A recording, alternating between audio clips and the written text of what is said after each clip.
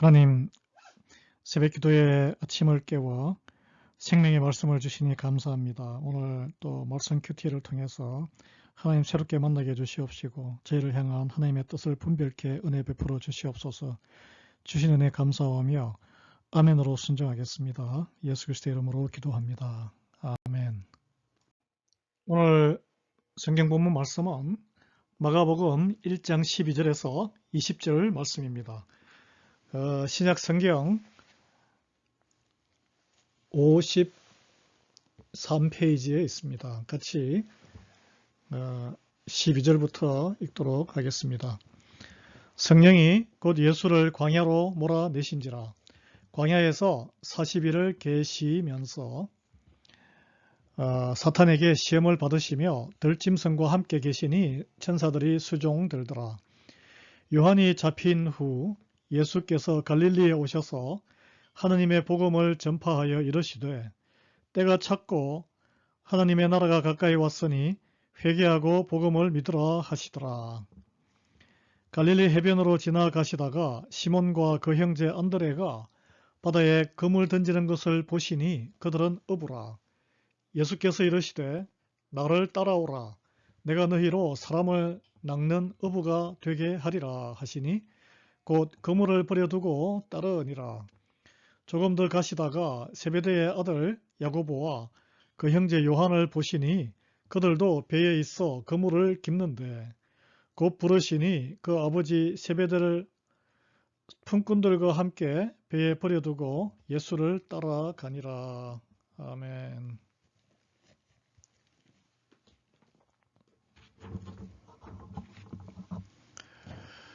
예수님께서 요단강에서 세례 요한에게 물세례를 받으실 때 하나님께서는 성령님과 함께 임하셔서 예수님을 성령으로 충만하게 하셨습니다. 우리 또한 죄를 회개하고 세례를 받을 때 그리스도의 옷을 입게 되고 주님과 한 몸이 됩니다. 물세례뿐만 아니라 성령의 감동으로 성령 세례를 받을 때에 우리는 비로소 말씀에 눈을 뜨게 되죠. 말씀으로 감화를 받게 되는데 말씀에 의지하게 되고 하나님의 영, 예수의 영을 따라 그 성령이죠. 거룩한 신앙인의 길을 걷게 됩니다. 그 길의 핵심은 무엇일까요? 바로 예수님을 따라가는 삶이 되는 것입니다. 여러분, 우리는 종종 성령 충만하면 하나님의 능력으로 모든 일이 내가 원하는 대로 만사형통할 것이라는 착각을 하곤 합니다. 그러나 성령님이 예수님에게 행하신 첫 번째 일은 무엇입니까? 예수님을 광야로 이끌어 사탄의 시험대에 오르게 하신 것이었습니다. 우리가 잘 알듯이 예수님께서는 무려 40일 동안 금식하시며 오직 말씀에 의지하여 그 시험을 다 이기셨죠. 그러자 사탄이 무기력하게 물러갔고 천사들이 예수님의 수종을 들었습니다. 사랑하는 성도 여러분, 우리 성령 충만할수록 우리가 때로는 더 큰 시험에 부닥칠 수 있다는 것을 기억해야 합니다. 오늘 예수님도 시험에 먼저 빠졌잖아요. 여러분, 사탄은 우리가 예수님을 따라 사는 것을 원치 않습니다. 그리고 또 사탄은 영적으로 쿨쿨 잠들어 있는 자를 깨우지도 건드리지도 않아요. 아무런 영향력이 없기 때문에 그렇습니다. 오히려 성령 충만해서 하나님 나라를 위해 열심을 내고자 하는 성도에게 계속해서 방해거리와 시험거리를 던집니다. 그러나 여러분, 걱정할 필요가 없어요. 시험을 만날 때 우리에게는 성도는 오직 하나님의 말씀에 금이 있기 때문에 하나님 말씀에 의지하여 넉넉히 이길 수 있음을 믿으시기 바랍니다. 세례 요한은 하나님의 공생애가 시작되자 자신의 사명을 다했고 그래서 세상 권력에 체포되어서 순교의 길을 가게 됩니다. 오늘 기록에 나오죠. 그래서 이때 예수님께서 이렇게 선포하시죠. 때가 찼고 하나님의 나라가 가까이 왔으니 회개하고 복음을 믿어라. 하나님 나라에 들어가려면 내 죄를 회개하고 세상 복음이 아니라 진짜 복음인 예수 그리스도를 구주로 영접하고 믿어야 합니다. 다른 길이 없어요. 예수님은 제자들을 부르시기 위해 또 오늘 본문에 보면 그들의 일터로 직접 찾아가셨습니다. 갈릴리 호수에서 그물을 던지던 시몬, 나중에 베드로가 되죠. 시몬과 안드레 형제, 그리고 배에서 그물을 깁던 야고보와 요한 형제를 부르셨습니다. 주님이 그들을 부르실 때 하신 말씀에 우리는 주목해야 할 필요가 있어요. 세상의 영광이나 출세를 위해서 내 뒤에 줄을 서라 이런 게 아니었죠. 혹은 내가 너희들에게 아주 귀한 세상적인 지혜와 교훈을 줘서 영향력 있는 지도자로 만들어주겠다. 아니면 훌륭한 어부가 되게 해주겠다. 그런 세상 복락의 약속이 아니었습니다. 주님께서는 단지 나를 따라오라 라고 하셨습니다. 뜬금없이 나를 따라오라. 누군가 따라가려면 그분에 대한 확고한 믿음과 의지, 경외감, 존중감, 이게 믿고 의지하는 그런 마음이 있어야 되겠죠. 여러분, 구원의 길, 영생에 이르는 길은 곧 예수님을 따라가는 인생이기 때문입니다.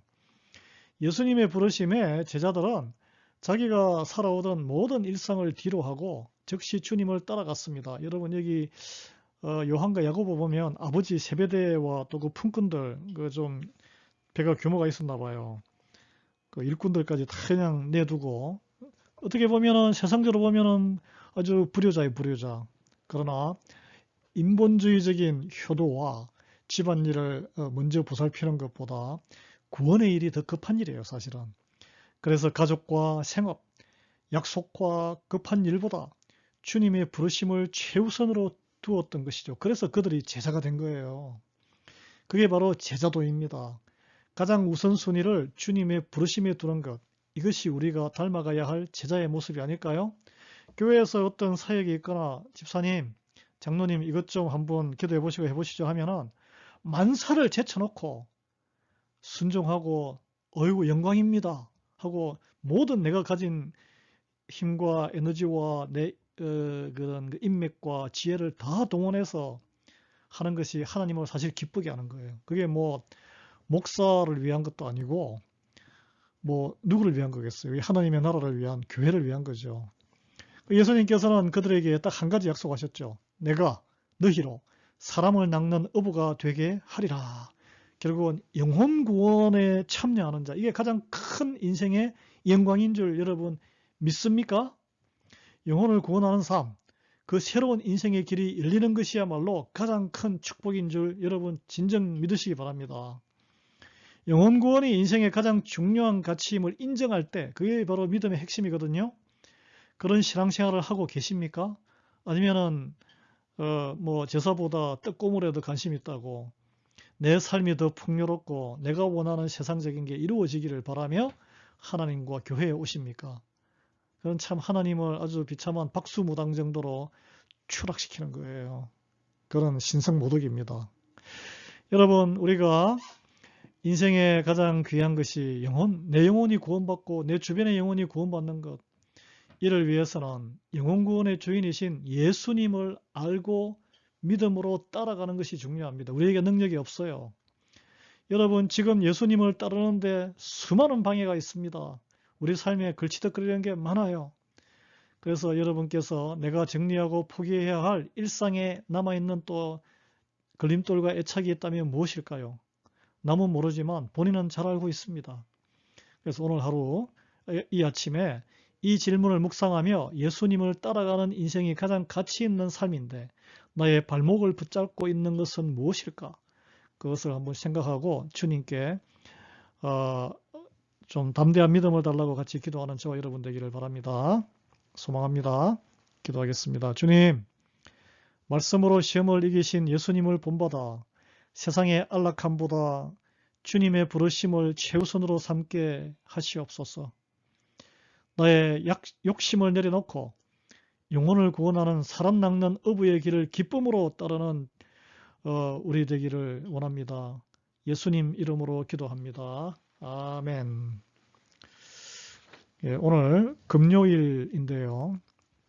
치유와 회복을 위해서 같이 다 함께 기도하는 날입니다. 우리 교우 간의 용서와 치유와 관계 회복을 위해서 기도하시고 아직 용서하지 못할 자, 같이 있기 싫은 자 하나님께 기도하십시오. 이런 마음을 치유해 주시고 먼저 가서 용서하고 주님의 은혜를 나눌 수 있는 그런 믿음의 사람이 될 수 있도록 저를 바꾸어 주시옵소서. 기도하십시오. 땅에서 매인 것이 풀려야 하늘에서도 용서하고 푸신다고 하셨어요. 여러분, 신분의 안정이 필요한 우리 교우들을 위해서 기도해 주시고, 우리 모든 이민자들 참 힘들게 살잖아요. 그분들 위해서도 기도해 주시기 바랍니다. 우리 교회 교우들의 가정과 사업투의 평안과 안정